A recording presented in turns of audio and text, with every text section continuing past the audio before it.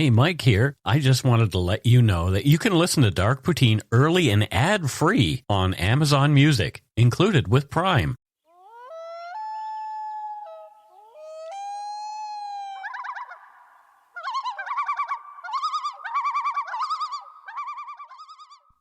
Hello and welcome to Dark Poutine. I'm Mike Browne, your creator and host. With me this week is my wife, Carol. Say hello, Carol. Hey, how's it going?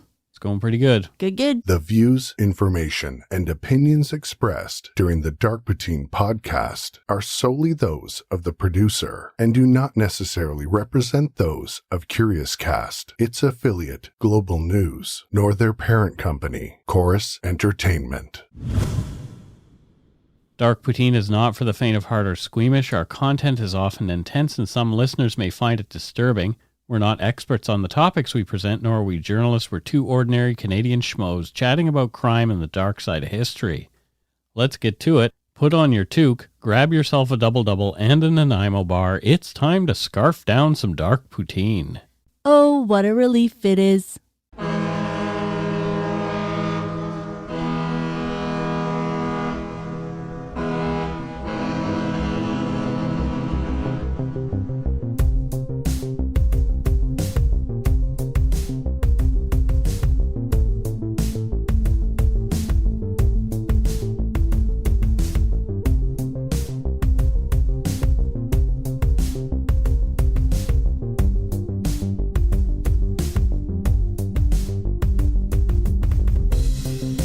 Listeners who feel they are in crisis can contact the crisis text line in Canada by texting HOME to 686868.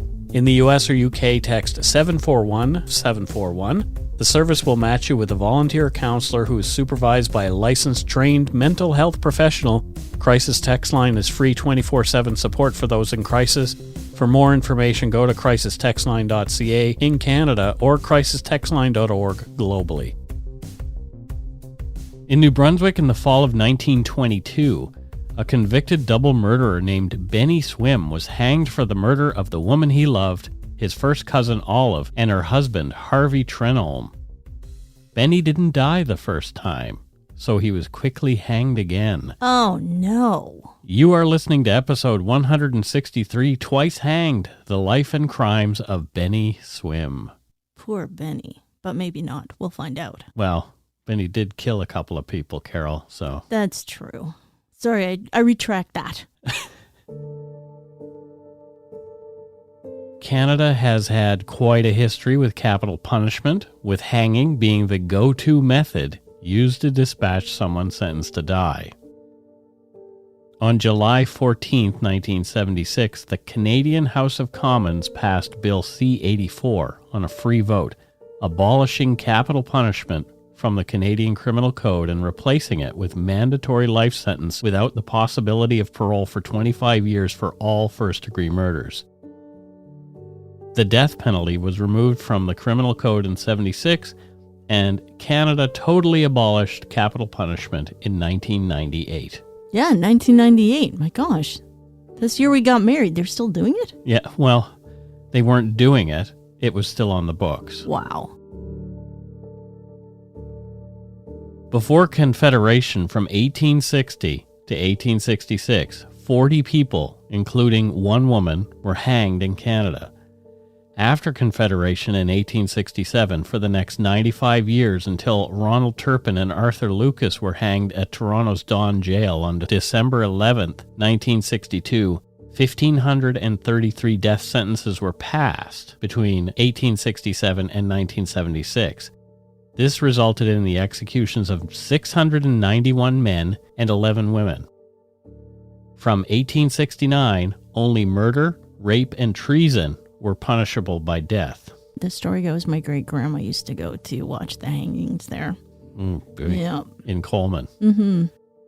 Only 2 men were ever put to death for treason in Canada. One of them was Louis Riel in 1885, a man whose story we'll cover one day, and the other was Thomas Scott, an Irish Protestant who was hanged on the 4th of March 1870 in Red River in present-day Manitoba. There'd already been 7 hangings in Canada in 1922, the year this story takes place, which seemed about average over the years that Canada had the death penalty. The other Canadians hanged before Bennie Swim that year had killed during robberies in the heat of passion, and one had raped and murdered an 8-year-old boy, Philip Goldberg, in Toronto. Oof. William Frederick Swim and Eva May Foster were married on October 8, 1899 by Reverend H.J. Shaw on the advice of Eva's brother, Jesse Herbert Foster. 24-year-old Eva was almost 9 months pregnant at the time, just 2 weeks shy of giving birth to their first child. For some unknown reason, William lied about his age and occupation on the marriage certificate, stating he was only 30 years old and was a farmer, but in reality, he was a 42-year-old laborer. The Swims made their home in the poor, borderline farmland of the forest on the east side of the St. John River, north of Woodstock. Their son, Bennie Swim, was born in the family's tiny one-room shack on October 22, 1899, in the small community of Brighton in Carleton County in New Brunswick. As times were tough and William and Eva had a hard time making ends meet, it was 4 more years before Bennie's sister Cassie came along, and a year after that, his little brother Alexander was born. From Ed Butt's book, Rum, Blood, and Treasure. Quote, Bennie grew up in a part of Carleton County, New Brunswick, that was often called the Badlands. It was a mixture of forest and hardscrabble farms where people lived on the margins of society. Men put meat on the table by hunting, often with little regard for game laws. They earned hard cash by making moonshine in secret stills and selling it for as little as $2 a gallon. Poverty, overproof liquor, and a proliferation of firearms resulted in a high rate of violent crime. Quarrels and domestic disputes often ended in assault and even murder. Among the poorly educated, underemployed, clannish backwoods families, there was a deep mistrust of police and other authority figures and outsiders in general. Bennie caused nothing but grief for Eva and William. He wasn't a good kid. Coming to the end of their tethers with the moody and difficult boy, Bennie was sent away to live with his uncle, John Swim, who lived in the woods just outside of Rockland. Bennie's Uncle John was a wilderness guide. He had a business leading wealthier sportsmen into the brush that he knew so well so they could hunt large game like white-tailed deer, moose, and black bears. Oh, they were sending people to outdoor school even back then. Yeah, pretty much. Bennie was sensitive and a target for bullying by the larger and hardier boys at school.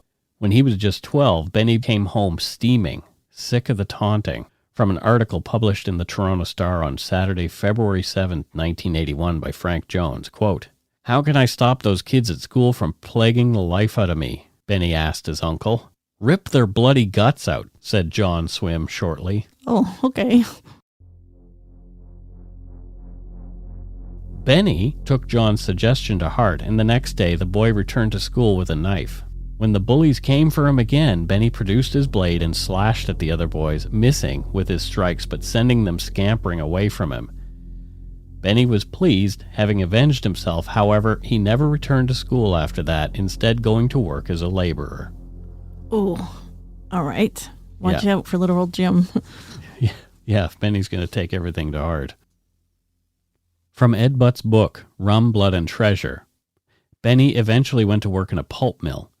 He put in long hours for low pay, doing one of the dreariest, most backbreaking, bad-smelling jobs in Canada. In a way, the mill seemed representative of Bennie Swim's cheerless existence. So do you recall any stinky communities that you drove by when you were a kid? Yeah, sometimes you can smell it when you drive over the Knight Street Bridge. Oh, yeah. Yeah. That stench. Yeah.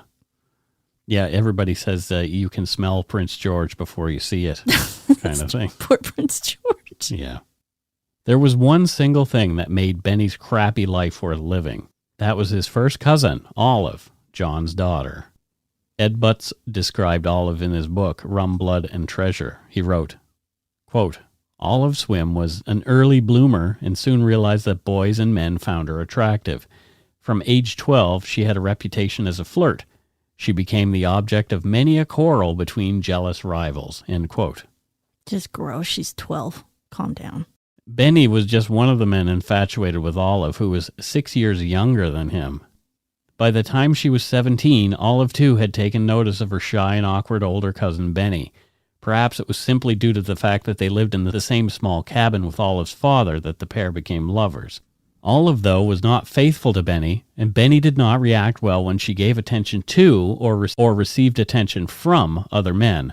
According to an article on this case on altonm.ca, contributed by Anne-Marie Beattie, quote, "One fall, 3 sportsmen arrived to do some hunting and spent a night at Uncle John's cabin. On the first morning, the fragrant aroma of buckwheat pancakes and singular beauty of a young woman at the skillet greeted them. The young woman was dressed in a plain gingham dress beneath which her legs showed white as snow," wrote Frank Jones from the Toronto Star on February 7, 1981. "Her jet black hair hung loose and accented the whiteness of her beautifully molded neck. There was plenty of fire in her dark brown eyes, and her mouth was well-shaped and her somewhat thick lips full and luscious as slightly overripe berries. This was Olive Swim, Uncle John's daughter." What's up, Carol? I know what you're going to say, but anyway, go ahead. I'll say it. Yeah. Like, she shouldn't have dressed like that. She shouldn't have had her lips like that. What is going on? It's like a romance novel. Well, that's essentially what they're trying to paint her as, a pretty girl. I don't think it's attractive. Pretty and in quotes as an innocent type situation. She's trying to entice them. One of the hunters there that fall morning was British-born writer and naval officer William Guy Carr, who'd moved to Canada after the Great War. As well as penning books on military history, Carr wrote volumes on his conspiracy theories like Satan, Prince of this World, which according to Amazon, quote, "It was edited by his elder son and is presented as the author's last manuscript exposing the Luciferian conspiracy, Satanist, secret societies, and the Synagogue of Satan as driving forces behind the world revolutionary movement." End quote. What just happened? Exactly. Just as an aside, I was not expecting to find such an interesting and bizarre character as William Guy Carr in my research for this episode. And it was a pleasant surprise. I may just dedicate some more time to research him and his wild theories, and I'll link to his books in the show notes. But anyway. Wow. He was there. Okay. During this time. In his memoirs, written years later, Carr recalled an incident involving Olive, Bennie, and another of the hunters in his trio, a man named Roy. Roy was flirting with Olive throughout breakfast, and Olive was coyly reciprocating. Neither Olive nor Roy noticed Bennie, also seated at the table, seething with jealousy as the couple winked and giggled with each other. Okay.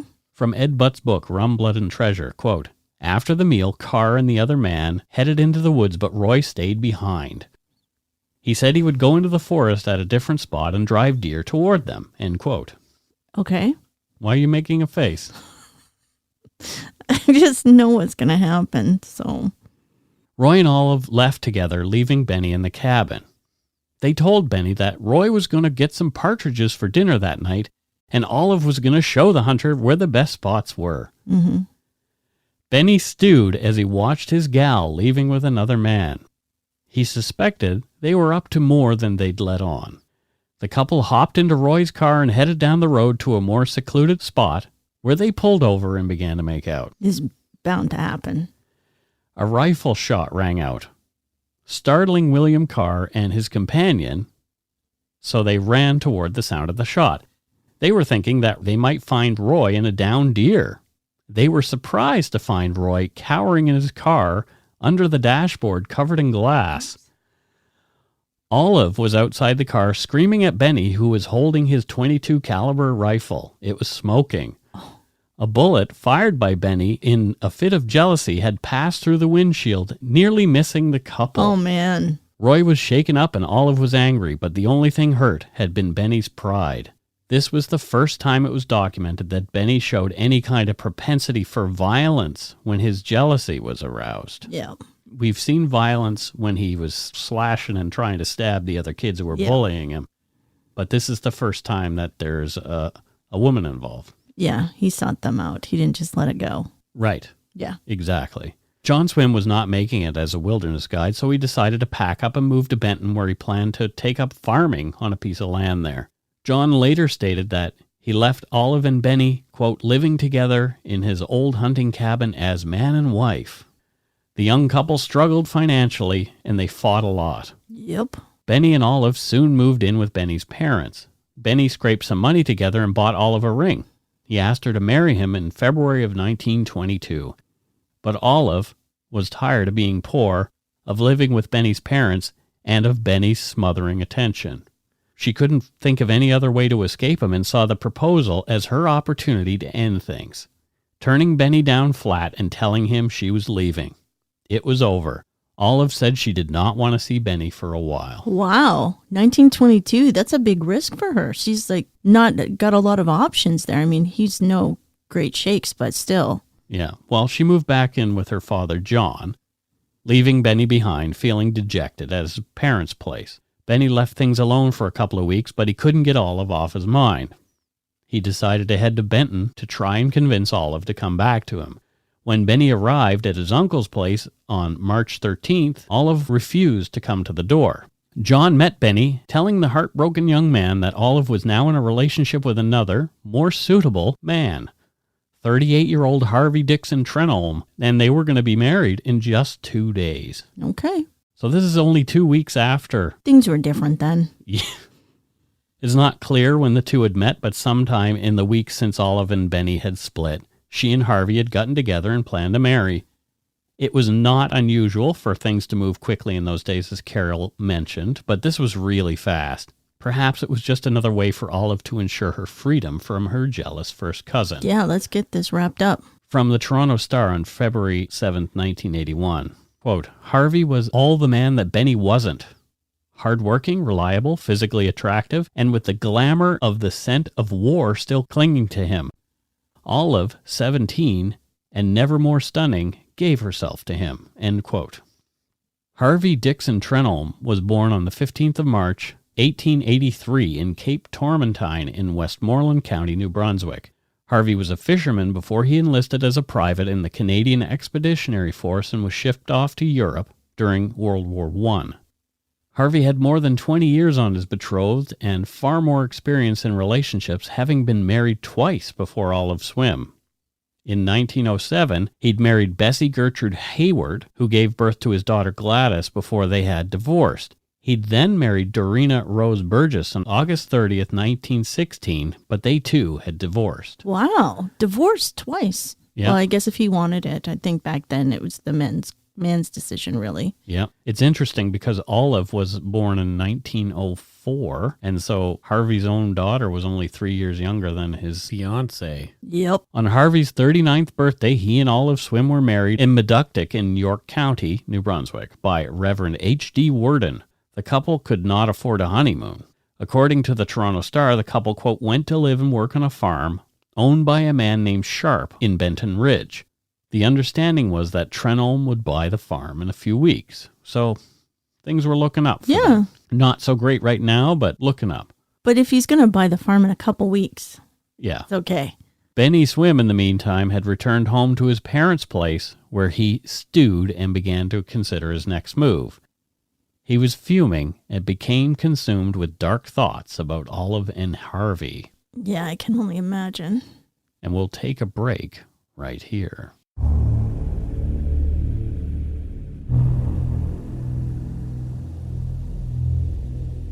And we're back. So what are your thoughts so far, Carol? I feel like Olive had to do what she needed to do. It sounded like a good, fresh start for her. Mm-hmm. And Bennie, just stay home, please. Yeah, just stay home, Bennie. Don't do what we know you're going to do. Yeah. By March 27, 1922, Bennie Swim had made up his mind about how to solve his dilemma. He sold his overcoat and traded his hunting rifle for a revolver. The firearm had a broken spring, meaning it would not advance automatically after being fired and recocked. The user had to manually rotate the cylinder, hoping the firing pin would line up with the next live bullet, but as the alignment was sometimes off, the weapon might misfire. To fire the gun more than once took a certain amount of will and persistence. Bennie hopped the train to Woodstock. From there, he started the 27-kilometer hike to South Benton, where Harvey and Olive were living. From the Toronto Star on February 7, 1981, quote, at one point, Alfred Ball, driving along with his team, gave him a lift. Quote, a young fella took my wife and I'm gonna look into it, Bennie told Ball. Farther along, Bennie called on Mrs. Jessie Kirk to ask the way to the Sharp farm and couldn't help telling her the reason for his journey. "I want to have them both arrested. It ain't right what they did," he said. "They are married. Don't meddle with them," Mrs. Kirk advised. "All they can do is kill me anyway," he said half to himself. "What might your name be?" she asked curiously. "Bennie Swim," he said, and walked on toward the Sharp place. Oh, Mrs. Kirk. Why? She could have known what was happening, but probably wouldn't expect that, but still. Bennie arrived at the farm in the late afternoon, and as the sun was going down, the killer made his move. Harvey and Olive were alone on the farm. Sharp, the owner of the property, had gone into town to run some errands, so he wasn't around. Bennie found Harvey chopping wood outside. Olive was inside doing housework. Bennie crept up behind Harvey and startled the older man, who turned to see only the barrel of Bennie's revolver just before Bennie pulled the trigger and shot Harvey right in the face. Ooh. Harvey died instantly, dropping like a sack of potatoes into the small pile of chopped wood.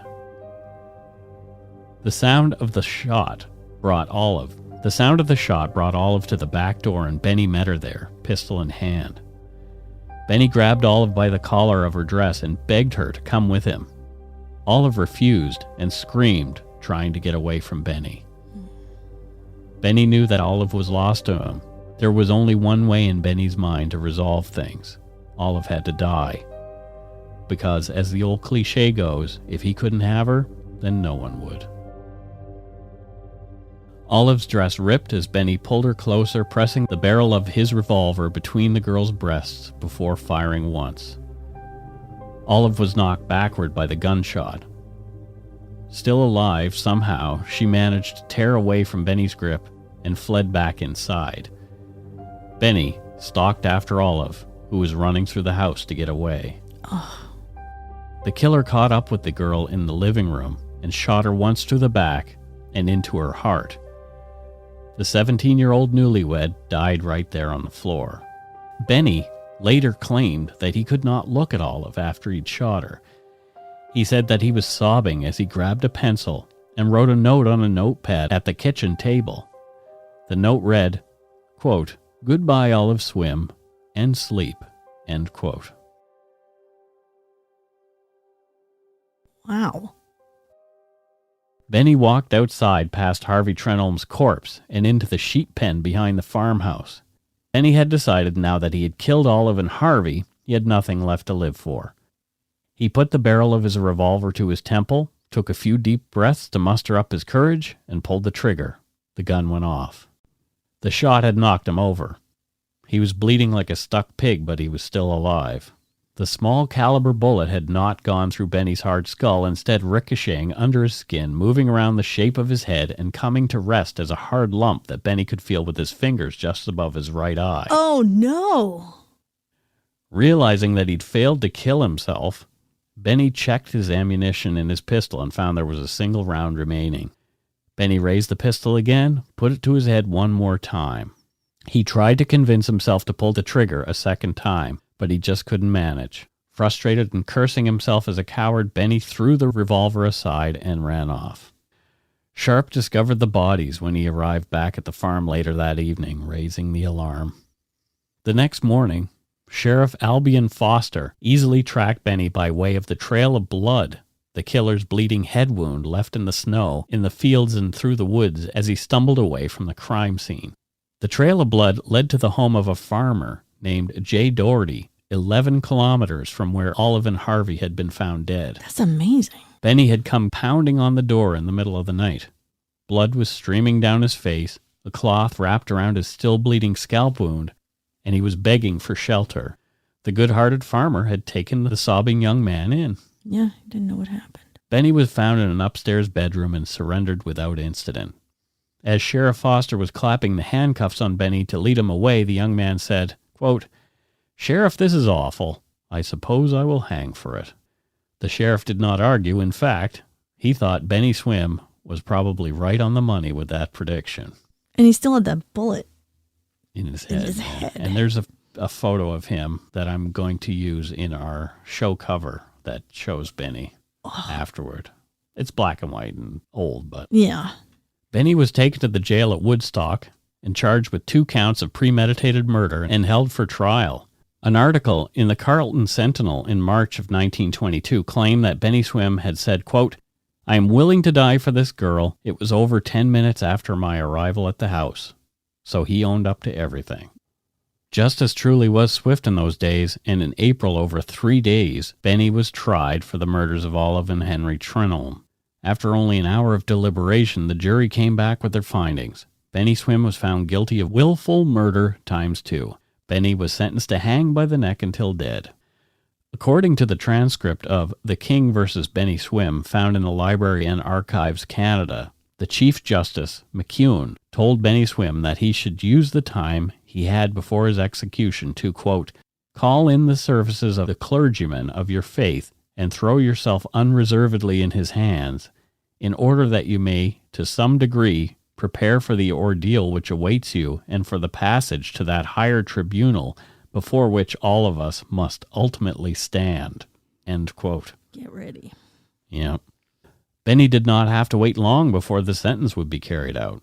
His execution date was set for July 15th, 1922. But before that could happen, at the behest of his lawyer, Bennie was sent for a mental evaluation at the provincial hospital. The young killer was declared insane by a doctor there on July 6th. Bennie was given a reprieve contingent on another evaluation before September 15th, Bennie's next planned execution date. Oh, wow. From Ed Butt's book, Rum, Blood, and Treasure, quote, "Bennie seemed resigned to his fate. He gave the jail guards no trouble. Then on July 24th, 2 fellow inmates, young men serving short sentences for petty crimes, told Sheriff Foster that Bennie was planning to escape that very night. They said Bennie had told them he had managed to remove an iron plate from part of his cell. He was going to use it to knock out the lone night guard, take his keys, and break out. He had an escape route through the woods mapped out in his head and knew of a secluded cabin where he could hide until he could make a run for the Maine border." Foster thought the story sounded incredible, but decided he'd better investigate. It was night, and Bennie should have been asleep on his cot wearing only his underwear. Instead, Foster found him fully dressed. His pockets were stuffed with food he'd been hoarding from his meals. A search of his cell turned up the iron plate. Foster rewarded the informants by recommending that their sentences be reduced. This time, Bennie owed his hard luck to his inability to keep his mouth shut. Wow. End quote. Very resourceful. Yeah. Oh, he's supposed to be insane at the time, too. No, I don't think that's insane at that. Yeah. At another hearing, it was determined that Bennie's execution would go ahead. Surprise, surprise. But in a stroke of luck, Bennie got another reprieve when Sheriff Foster came forward, telling the court that the hangman had broken his leg and could not perform his duties. Although the gallows were ready and awaited Bennie outside the Woodstock jail, there was no one to perform the task. Bennie's execution was pushed to October 6 when a pair of executioners, M.A. Doyle and F.G. Gill, were able to come down east from Montreal. Bennie had taken Chief Justice McEwen's advice and had been talking to a spiritual advisor, Reverend H.V. Bragdon. He baptized Bennie on September 12, 1922, in the corridor outside his cell, according to Ed Butt's book. Both hangmen, Doyle and Gill, arrived in Woodstock several days before the day set for Bennie Swim's execution. Gill stayed at the jail, and Doyle stayed at a hotel in Woodstock. On the evening before the execution, Doyle went to the jail, and both hangmen stayed there until after the execution the next morning. According to Ed Butts, Bennie's last days included a nasty bout of tonsillitis. On the morning of October 6, 1922, Bennie had his meager last meal in his cell, a few sips of tea and a grapefruit. Sad. Many of the details of the execution come from a later inquiry into the botched hanging held by Commission Royale d'Enquête de Nouveau-Brunswick. Mais oui. At about 5 o'clock in the morning on October 6, Sheriff Foster notified the persons who were assembled at the jail that the time had arrived for carrying out the execution. The hangman Doyle went to Swim's cell and placed the handcuffs on Bennie, who was praying continuously. Swim then walked to the scaffold with Doyle and Gill on either side of him. He was wobbly and weak-kneed, as many would be. Deputy Sheriff Moores brought up the rear of the procession. Doyle, Gill, and Deputy Sheriff Moores went up to the scaffold with Bennie. Doyle placed the customary black cap on Bennie and arranged the noose about his neck. Bennie Swim was about halfway through the Lord's Prayer when the hangman sprung the trap. Oh. After 2 or 3 minutes, the door of the pit was opened, and Dr. Thomas W. Griffin, the jail physician, Doctors L.D.E.C. McIntosh and N.P. Grant, who had been requested by the sheriff to be present, and a visiting doctor, entered the pit. So lots of doctors there. Yeah. Doyle, Gill, Deputy Sheriff Moores, and some others also went into the pit. Swim's body was hanging suspended by the rope, with the feet about a foot from the ground. Swim was unconscious. The doctors proceeded to examine the body. After they had made an examination, Gill cut the rope by which the body was suspended. Deputy Sheriff Moores supported the body in his arms as the rope was cut.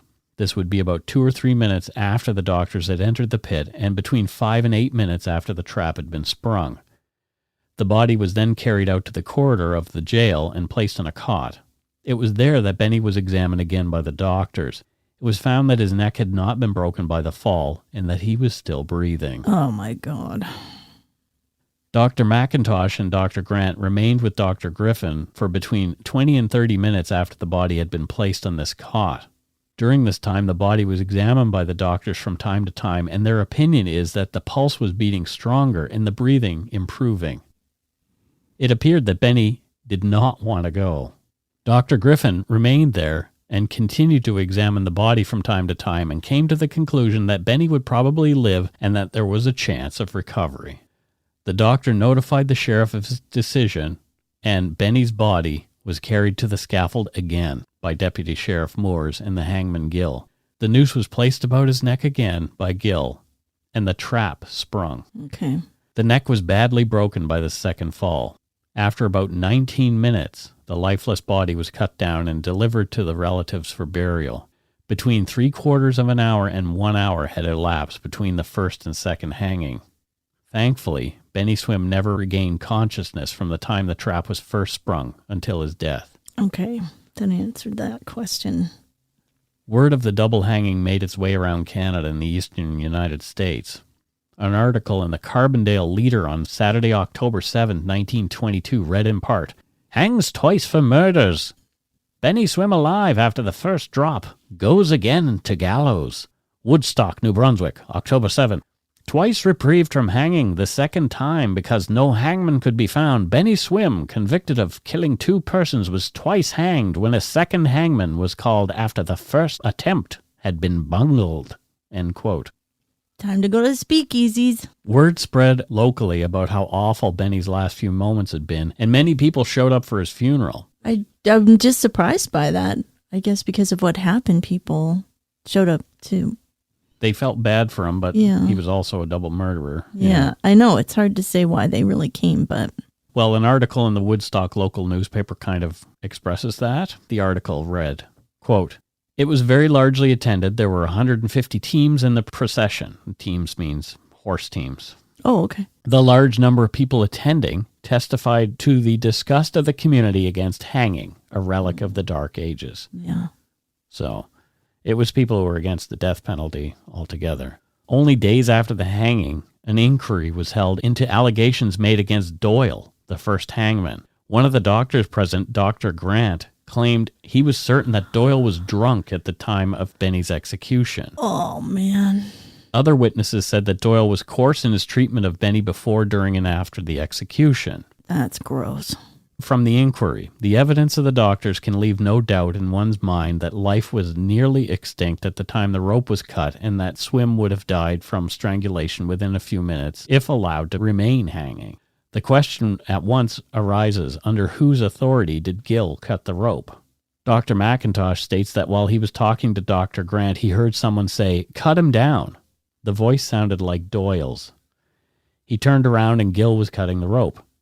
Others state that he heard Doyle make other statements such as, "He's dead as a doornail," about this time.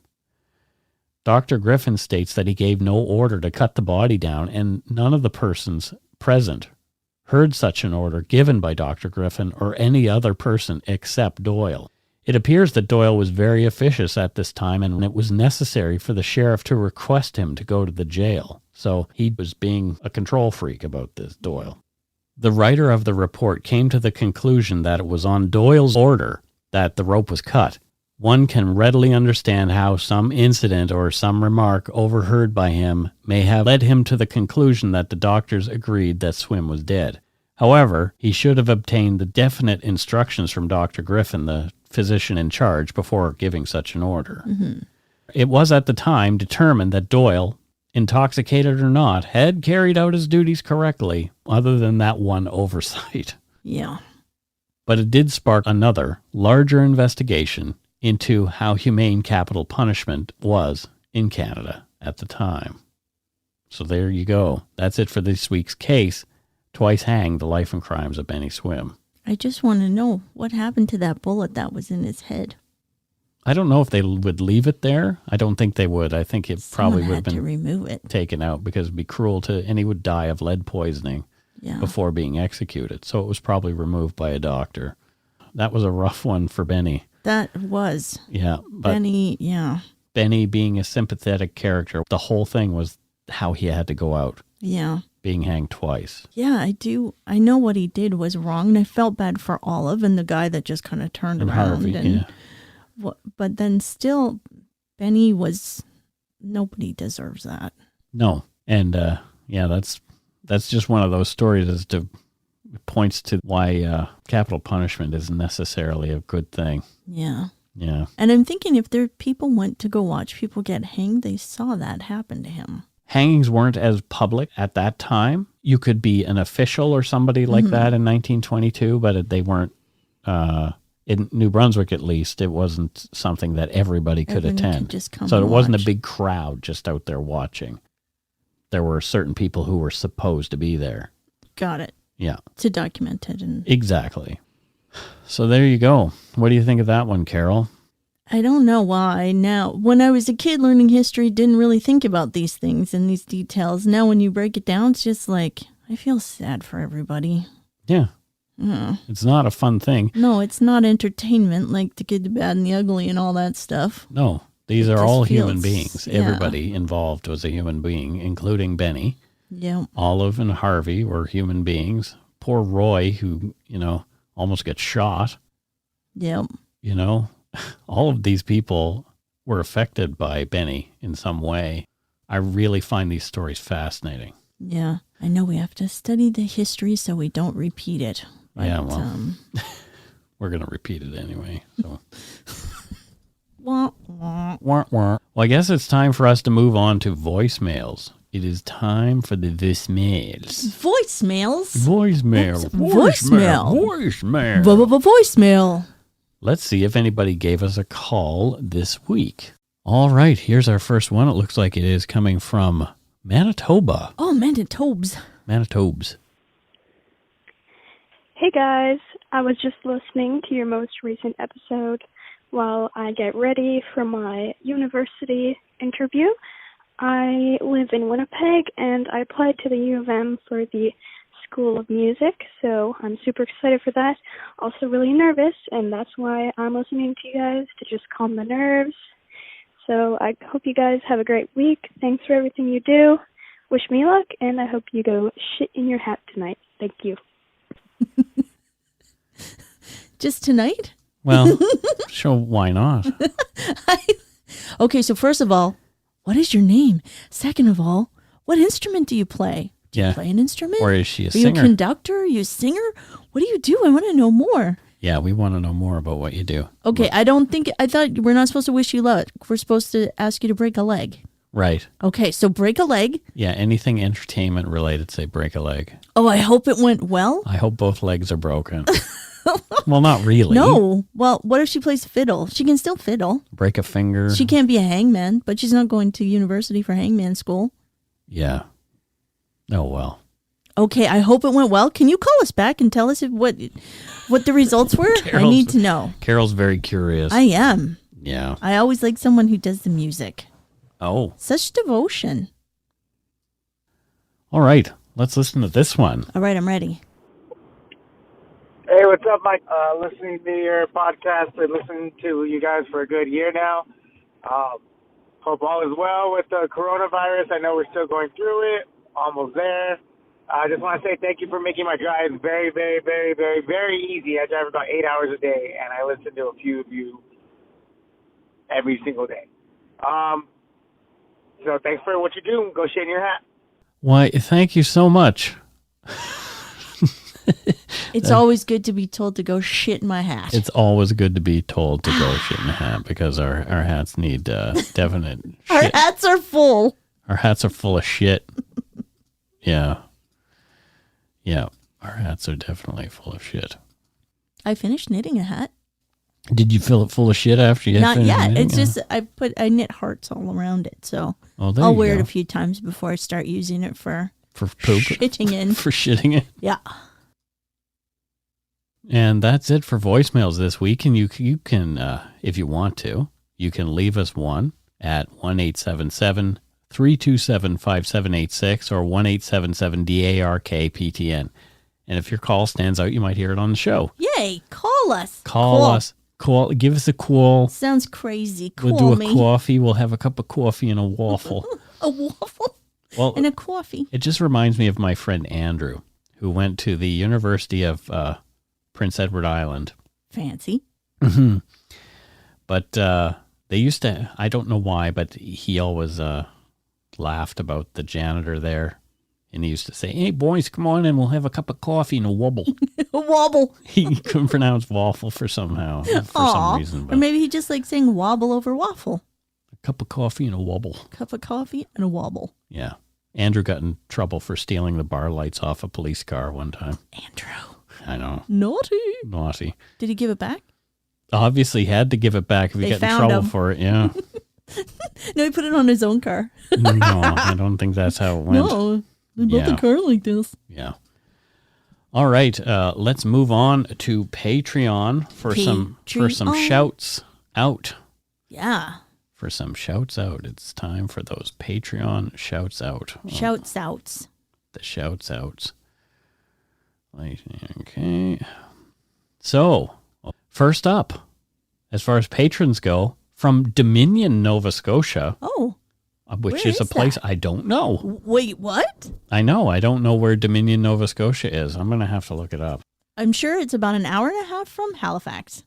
Seems like everything's an hour and a half from Halifax. Everything is kind of very close to Halifax. Dominion is way the heck up by Glace Bay in Cape Breton. That is far more than an hour and a half from Is it? Halifax. Okay, Yeah. I stand corrected. It's about 3 hours maybe or more. Is it remote? It is Super remote. more remote than Halifax. He gets there by Aquabus? Yeah, there you go. Yeah, so Steve Dave McGregor is from Dominion.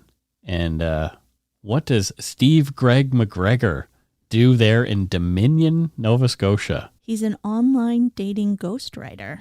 Oh, so he writes people's profiles for online dating. Exactly. Now keeping it safe, though, because the pandemic.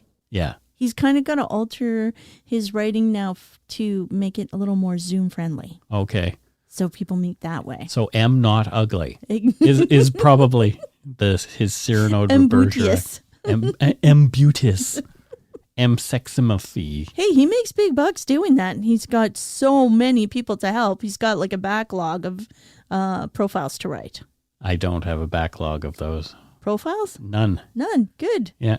Well, thank you so much, Steve Dave McGregor. Steve Dave McGregor. Which the mailing address is for a different person, but I'm not. Maybe he Right wants to on. remain anonymous. So. Did you get that? Right on, Steve Dave McGregor. He's a writer, a ghostwriter. Oh, Carol, you're terrible. Right. Next we have from Mankato or Mankato. I don't know how that's pronounced. Minnesota in the United States of America. Hannah Radcliffe. What does Hannah do there in the U.S.A.? She is a hippotherapist. A hypotherapist? Hippotherapist. Oh, she's like hippopotamuses? Nope. That's what some people think. What? But it's Latin for horse. Hippo is Latin for horse. Oh. So using horses as a form of therapy for people with disabilities. Wow, that's kind of cool. It's good for everybody. So what kind of therapy do you do with a horse? I don't understand. They ride horses because it helps patients develop better balance, coordination, and muscle tone while improving confidence and becoming more independent. Wow, that's kind of cool. That is a cool job. Yep, Yeah. it definitely is. Hippotherapy I'm a little is afraid the way of of the horses. future. Why?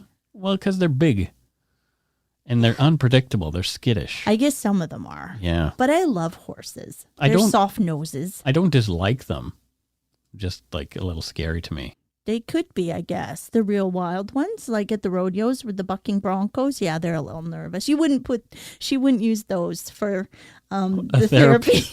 Bucking bronco, that's a whole different job. Just this crazy horse for, bucking bronco. She uses the old ones called Daisy. Daisy. Yeah. The swaybacks. Yeah. All right. The friendly ones. The Feed friendly an one. apple. Next up, we have somebody who goes only by June. I guess they're like Cher and Madonna. So famous. So June. famous. June. And we don't know where June is from, so let's get our thinking cap on. I'm And thinking. Yep. Where is June from? Nagua, Dominican Republic. She's from the Dominican Republic. Yes, June Oh, Nagawa. from DR, Dominican Republic. Okay. And what does she do there in It goes Nagawa? without saying. She's very famous, June. Mm-hmm. She's a body painter. Oh, really? Yes. Does she have anything to do with the agriculture of the area, which is principally rice, coconuts, and cocoa beans? Yes, she paints with cocoa beans. Well, that's fantastic. How did And I know other this? paint as well. Wow, I'm amazing. Other colors as well. So June is a body painter. Yes. And she does work she does it for parties. Yep. So because she's a celebrity, she hosts many celebrity parties with her body painting. Also, she does the painting for ads. Painting for ads. And then, Okay. of course, fine art, because she's June, body painter. Fine art, which you could shorten to fart if you wanted to. If you wanted to, but June doesn't. No. No. Or Definitely maybe she not. does. She could be fun. She could be a fun celebrity. She could be artist. fun. Mm. Well, thank you, June. Famous June. June, the body painter from Nagua in Dominican Republic. Dominican Republic. DR, beaches all day. Just so you know, it's located north of the Samana Peninsula. Wow, you know a lot about this place. And it lies on the highway leading from Puerto Plata. Puerto Plata. Yeah, exactly. Also nice. Yeah. Dreamy. Most of the town is below sea level. Really? Yeah. Oh my gosh, it'd be so easy to run there. Yeah. Yep. Exactly. Below sea level. Next up, we have another person from another weird place. Where is it? This is Elda Williston. And Elda looks like she is from Nizhny Chir, which is in the Russian Federation. Russia. Yes, Russia. She is good in Russia. I don't know anything about this place in Russia because Is it very small? Is it very cold? I bet it is very cold. I think it's cold in there. How do you even say that? I don't know. Nizhny. Okay, so what does Elda Williston do in Nizhny Chir? She's a professional bridesmaid. Oh. I know. What? Exactly. So is this for brides who have no friends? No. Well, I guess. Yeah. They just want to beef up their wedding photos a little bit. Yeah, that's it. But if someone calls in sick or can't make it, There you go. then they call in Elda, and then she comes in. She has all her own dresses too. Yeah, but it has to match. I know. That is such a huge. So she's got, I just pictured her closet being a rainbow of Exactly. All All bridesmaid different- dresses. Yeah, she also rents them out for weddings too. Oh, good. I know. She's got multiple streams of income. Wow. A professional bridesmaid. She's also beautiful, so that she always looks very flattering in the photos next to the bride. She knows how to pose those kind of things. Wow, that's Always a Bridesmaid is the name of her company. well, that's fantastic. Mm-hmm. It probably is the name of somebody's company, so it's not necessarily Elda's name. We made that up. It could be. But Yeah. hey, always a bridesmaid? That's a great name. Good for you if Yeah. that's your business. Yeah, I guarantee that's gone. Oh, well. We should look it up. Alwaysabridesmaid.com. Next up, we have another celebrity. Another one? Her name is Pam. Pam? Yep. Pam. And where's Pam from? Well, let's find out. It looks like Pam is from Briosco in Italy. Briosco in Italy. Fancy. She's from Italy. Oh, Italy. mamma mia. Oh, pizza. And that's northern Italy. Oh. Yeah, it's about 30 kilometers north of Milan, just so you know. There you go. Yeah. Very near the fashion capital. Milan. Exactly. Yep. It's in, very close. Very, Is it? Very, very far north.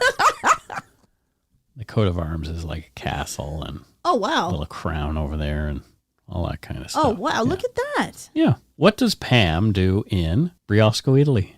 Pam is an online sensation. She is a video game tester, also YouTube influencer. Wow. I know. She tests all the fun games, all the Italian games, all the cute games. There's cute Italian games I didn't know. I'm pretty sure there are. What, do you make pizza in them? And Yes. look at me. I'm culturally You're just devoid of any. They only make pizza in Italy? Pasta. Well, pasta, yeah. And cheese shredding games. Parmigiana. Parmesan, mozzarella. Mm-hmm. Mozzarella. Oh, yes. Exactly. A It's gabagool. like the Sopranos. I know. Everything we know about Italy, we learned from The Sopranos. Oh, no. But Pam, and she also does, she tests games for soccer. Yeah. What's that soccer game? You know. FIFA. Yes, that's it. World Cup Soccer video game tester. There you go. There you go. Viva la football. Viva la football. And another patron this week is our friend, Oh, Juliana. Juliana Ambrosini. Nice. That's a very Italian name as That well. is, it too. not? Yeah. I might be wrong, but it sounds pretty darn Italian to me. I think so. And Juliana and I joke about going for donuts together someday. We've gone for tea. Yes, remember we went, was it Neverland? I can't remember exactly think where so. we went. It was on Broadway, wasn't it? Or 4th, one of those. I think it was on 4th. Yeah. But yeah, she came out with us was a for a Dark delight. Poutine meetup for tea one day. Yes. And we've been friends ever since because she's pretty cool. Yeah. And she's on the Zoom chats. Every once in a while we do like a craft afternoon. Yep. That's where I saw her last. There you go. That's very nice. Thank you, Juliana. What does Juliana do over there in New West? Well, you'll be surprised to know that she is a water slide tester. What, she tests water slides. So I she know. goes out to Cultus Lake just to make sure that Exactly. everything is above board and that, She has to review them all. Does she go down feet first or head first or both? All. Oh, wow. You have to test in several ways. I want to go bum first. Backwards? Whoa. Yeah, exactly. Oh, no. Upside down? Whoa. I remember going down the slides there at Cultus Lake one time and coming off the slide as I was going over. That one was The hill? really steep. Yeah, and you actually leave the slide Your at bum one point. leaves the slide. Yeah, it is It's like, frightening. holy shit, I am actually free falling. It was not a pleasant feeling. No. I'm going to die. I didn't die. Yay. Yeah. So that's what she does. So that's Yeah. what Juliana does. I kind of was curious about that because she's, always talking about food and stuff. And I thought maybe She's it very had athletic. something food related. She's super athletic. Yeah. I thought she was just a foodie and was going to be an influencer or something like that. Or, Nope. Mm-mm. No? Water slide tester. It's for science. For science. Yes. Well, there you go. Science is a good thing. It It's is. Helping us out. helping us out because someone needs to test those darn water slides. They're not open to the public right now just because of COVID. Well- but when they reopen, these slides are going to be better than ever. I don't know about that. Yeah, they are. Juliana tested them. Oh, right, because she's been testing them. Exactly. Of course. Exactly. Thank you for your service, your water slide service. Thank you for your water slide service. So let's go on to Donut Money. Donuts. First up, we have our friend Irene Brand is back again Irene. Come on, Irene. for a Thank hot you. beverage and a box of donuts, donut and a little coffee. So Thank you, Irene. thank you, Irene. Irene, she's changed jobs, Carol. Yes. And I know she has also moved. She is now living in Acklington in the United Kingdom. Oh. So she's moved from wherever she was before. And it sounds like she has also changed jobs. So what is she doing now, Carol? She is an ocularist. What is an ocularist? Does it has something to do with eyes? It does. Yep. She's the one that makes those artificial eyes. So glass eyes? Yes. Oh, that's kind of cool. All different colors, all different sizes. And Spoke. And we also learned last night that Sandy Duncan does not have a glass eye. I know. I'm 50 years old and thought this whole time she had a glass eye. No. It's an urban legend. It is. She actually had a brain tumor that made her blind in one eye. There you go. So they left the eye in place, which is why. Blind. Yeah. So she's blind in her left eye. Her eye is fine. Yep. She just can't see out of it. Yep. It's real eye. It's a real eye. Mm-hmm. So there you go. You learn something new every day and every time you watch The Muppet Show. Exactly. Well, which is now on Disney Plus. But thank you, Irene Briand. You are always awesome. It's such a nice feeling to see a little love. A frequent flyer. Thank you. Next up, we have Janet Beldman. And Janet is from, let me see. Oh boy, she is from Salton City in the United States. Is that in California? Salton City. It is. It's in Imperial County. It's close to the Salton Sea. Lucky duck. Right? Oh, man. Yep. It sounds like a fun place to live. So what on earth does Janet Beldman do in Salton City? She's a robotics engineer. Wow. She builds robots. What are the robots used for? Anything you need. They could be the robots that go and dismantle bombs. They could be the robots that are going out to Mars. Yep. There's so many uses for robots. The ones that they really need to invent that automatically clean your bathroom. When are you going to have that bathroom cleaning robots? Jenny, can you get cracking on that? Why do you want a bathroom cleaning robot? I really want the tub to be scrubbed by a robot. I feel like my arms aren't strong enough. Your arms aren't strong enough? I just can't get the tub clean enough. Oh. I still try, though. Yes, you do. I'd give it a scrub. I could probably bleach. Do it, too. Yeah, you could. Anyways, I'm on a bathroom cleaning kick at the moment. Well, I'm grateful for that. So it would be nice. I have heard of things of a self-cleaning bathroom. That technically would be the whole bathroom would be a robot. Wow. Wouldn't that be amazing? It would be amazing. And it would be sanitized. So good. Well, thank you so much, Janet Beldman, for your donut money donation. We really appreciate that. Exactly. And thank you. That's a lot of donuts. It is a lot of donuts. Thank you to all our patrons and donut money donors, past and present, for your generosity. It helps keep the show going. You can become a patron of Dark Poutine at patreon.com/darkpoutine, or for a one-time donation, you can send us donut money via PayPal using our email address, darkpoutinepodcast@gmail.com. If you don't already subscribe to the show, it would mean a lot to us if you did. You can easily find us on iTunes Podcast, Stitcher, TuneIn, Spotify, or wherever you get your on-demand audio. Check out our website, darkpoutine.com, for show notes and other cool stuff. Please take the time to give Dark Poutine a like or follow on Facebook and Instagram. Most importantly, thank you for listening and tell your friends about us. Word of mouth is a powerful thing. And we do have a promo this week. Yeah. We do? Oh, I want to hear it. You definitely do want to hear it because it is a gooder.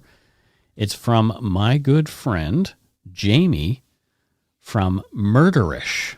Oh. The podcast Jamie, okay. Murderish. Yeah, so you can find that at murderish.com. You can find her on Twitter at murderishpod, or on Instagram at murderishpodcast. And obviously on Facebook, just look at Murderish. And let's listen to Jamie's promo. I'm ready, Jamie. Hi, I'm Jamie, host of Murderish, a true crime podcast that provides a 3D look at gripping murder cases from beginning to end. You'll get to know the victims and perpetrators, how their worlds collided, and what went down during trial. I also share some of my own personal experiences, like the time a stranger came into my bedroom at night. Yeah, that really happened, and I walk you through all the details of that terrifying night. Have you ever wanted to be a fly on the wall during a murder trial?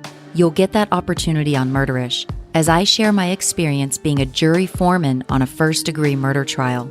Search Murderish in your favorite podcatcher app, hit subscribe, and start binging. And remember, Listening to this podcast doesn't make you a murderer. It just means you're murder-ish. Thanks, Jamie. Oh my God, Jamie, that happened? Yeah, it did. Oh my gosh. Yeah, she told her story just a bit after I told mine in my episode 10. Our podcasts have both been around for about the same amount of time. Nice. And I've met Jamie twice at CrimeCon. There you go. Yeah. So all right. she is a good buddy of the show. So please give Jamie a listen. I'm listening. There you go. Follow and subscribe. And that's it for this week. Whew. Until we return, don't forget to be a good egg and not a bad apple. Have a good one. Bye, everybody. See ya.